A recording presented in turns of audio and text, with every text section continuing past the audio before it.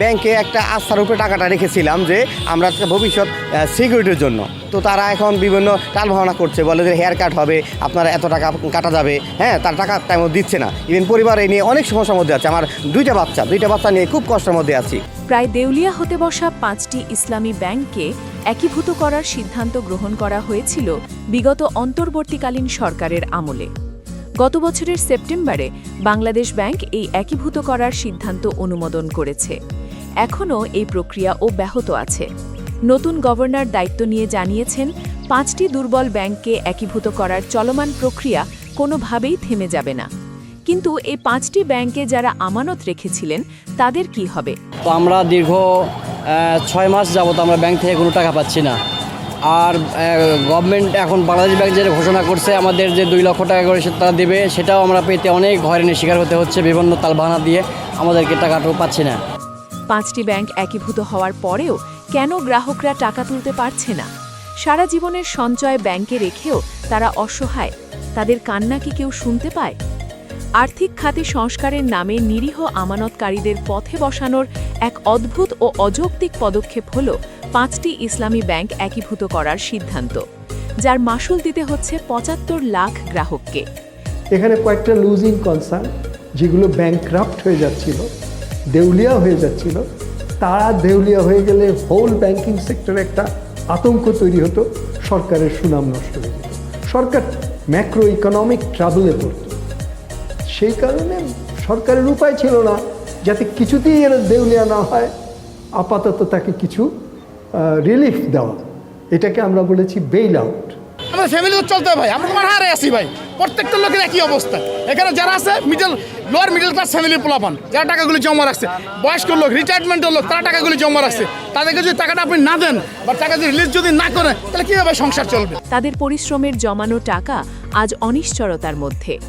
আপনি যেই প্রতিষ্ঠানে ডিপোজিট রেখেছেন, আপনি নিজ দায়িত্বেই তো রেখেছেন।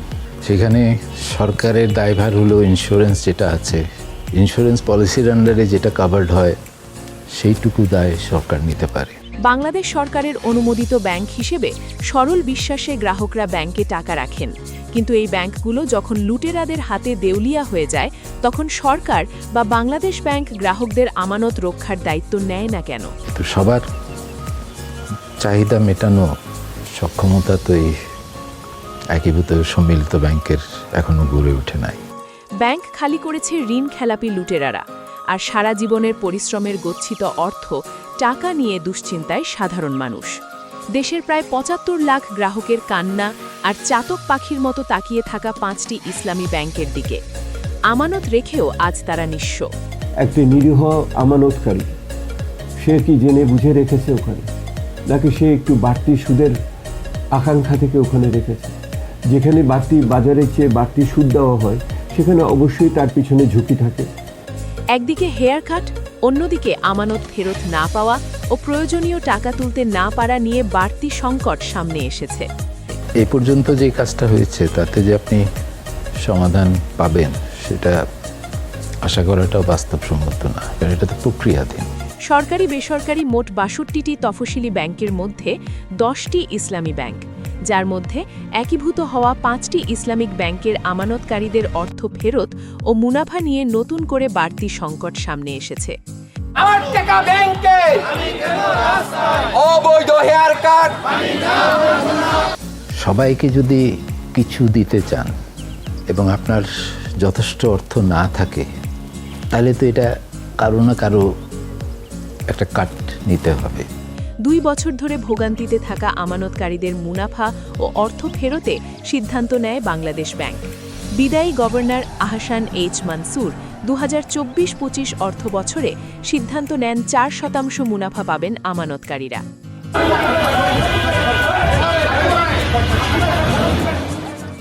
এই একীভূত করার সিদ্ধান্তেও কোনো লাভ হয়নি, বরং সাধারণ গ্রাহকদের সংকট আরও বেড়েছে।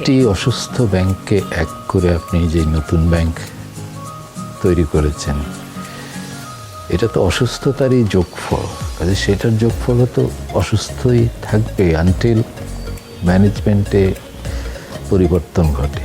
তাদের এখনো পর্যন্ত একীভূত করার প্রক্রিয়া শেষ করতে পারেনি বাংলাদেশ ব্যাংক। ফলে আমানতকারীরা ক্ষতিগ্রস্ত হচ্ছেন, নিজেদের প্রয়োজনে টাকা উত্তোলন করতে পারছেন না।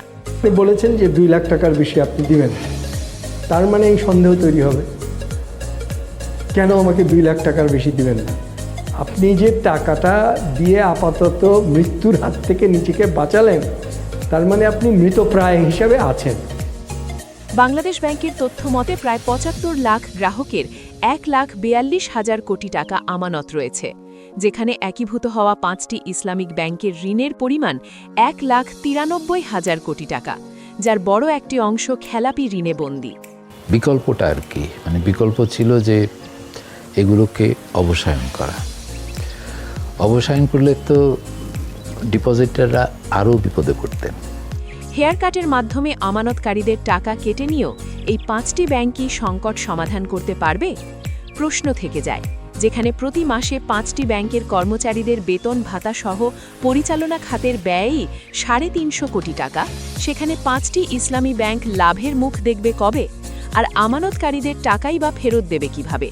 আর এখন তো আরও গ্যারান্টি নাই, কারণ বিনিয়োগ নাই, যুদ্ধ লেগে গেছে, কোনো ব্যবসায়ীরা এখান থেকে আর কোনো ব্যবসায়ী এখান থেকে টাকা ধারও নেবে না। 2026 সালে দাঁড়িয়েও এই 5টি ইসলামী ব্যাংকের আমানতকারীরা আজ রাস্তায়। পরিস্থিতির বিন্দুমাত্র উন্নতি হয়নি। সজ্জাদ হোসেন চট্টগ্রাম থেকে এসেছেন ঢাকায়। বাংলাদেশ ব্যাংকের দেয়াল ঘেঁষে দাঁড়িয়ে থাকা তাকে ভাবাচ্ছে অসুস্থ মায়ের কথা। গচ্ছিত টাকা ফার্স্ট সিকিউরিটি ইসলামী ব্যাংকে রেখে আজ তিনি হতাশার দিন গুনছেন। নির্ঘুম চোখ। ছোট্ট হচ্ছে আমার মায়ের, আমাদের ফ্যামিলি ফান্ড, এই অ্যামাউন্টটা আমরা রাখি ফার্স্ট সিকিউরিটি ব্যাংকে। রাখার পরে আমার মা এখন অলরেডি সিক।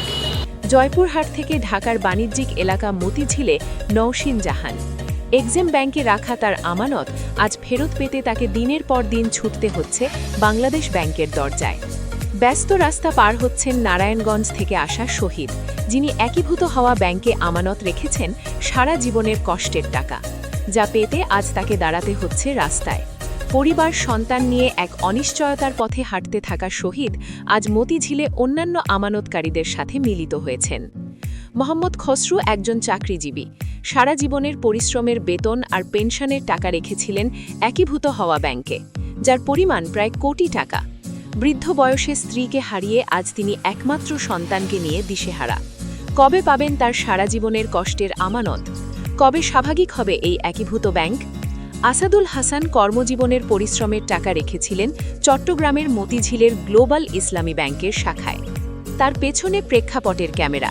ব্যাংকটির শাখায় প্রবেশ করলেন আসাদুল, কিন্তু সাংবাদিক প্রবেশে বাধা। তাই বাহির থেকে ক্যামেরায় ধরা পড়ল একজন ব্যাংক কর্মকর্তার সাথে আসাদুলের বাক্য বিনিময়। বাধা তোয়াক্কা না করে ক্যামেরা আসাদুলের কথা শুনতে চায়। এসএম আলমগীর পেশায় একজন শিক্ষক। শরীরে হার্টের রোগ নিয়ে আজ তিনি আমানত ফেরতের আশায় ছুটছেন ব্যাংকে। বছরের পর বছর তার আমানত ফেরত দিতে অপারগ ব্যাংক। ব্যাংকটির ম্যানেজারের কক্ষে বসে আছেন আলমগীর। আসাদুল ও আলমগীরের মতো এমন চিত্র দেশের 5টি একীভূত ইসলামী ব্যাংকের 75 লাখ আমানতকারীর। প্রশ্ন, কবে নিশ্চিত হবে এই আমানতকারীরা? কবে টাকা ফেরত পাবে এই আমানতকারীরা? একীভূতকরণের বিরুদ্ধে 5টি ব্যাংকের উদ্যোক্তারা আদালতে রিট আবেদন করেছে। 5টি ব্যাংকের অর্থ ফেরতে জটিলতার জন্য অভিযোগের তীর সাবেক গভর্নরের দিকে। কেন এই অনিশ্চয়তা? এই ঘটনা গোটা ব্যাংকিং ব্যবস্থার ওপর আস্থার সংকট তৈরি করেছে। মানুষ যদি ব্যাংকে টাকা রেখে নিরাপদ বোধ না করে, তাহলে তা অর্থনীতির ওপর নেতিবাচক প্রভাব ফেলবে। 75 লাখ আমানতকারীদের মুখে হাসি ফোটাতে হবে, তাদের কান্না থামাতে হবে। তা না হলে দেশের অর্থনীতি পড়বে এক ভয়াবহ সংকটে। আমানতকারীদের টাকার রক্ষক বাংলাদেশ ব্যাংক এবং বাংলাদেশ সরকার। একীভূত 5 ব্যাংকের গ্রাহকরা যে হয়রানির শিকার হচ্ছেন, তাতে করে মানুষের ব্যাংকের প্রতি আস্থা নষ্ট হবে। জনগণ ব্যাংকে টাকা রাখতে নিরাপদ বোধ করবেন না। আর নিশ্চিতভাবেই এই অবস্থা দেশের অর্থনীতিতে বিরূপ প্রভাব ফেলবে। তাই দ্রুত আমানতকারীদের কান্না থামাতে হবে এবং তাদের কষ্টের টাকা ফেরত দিতে হবে। আজ এ পর্যন্তই। আগামী পর্বে দেখা হবে নতুন বিষয়ে। আমরা জানব নতুন কোনো কিছুর অনুসন্ধান। সকলে সুস্থ থাকুন, নিরাপদে থাকুন।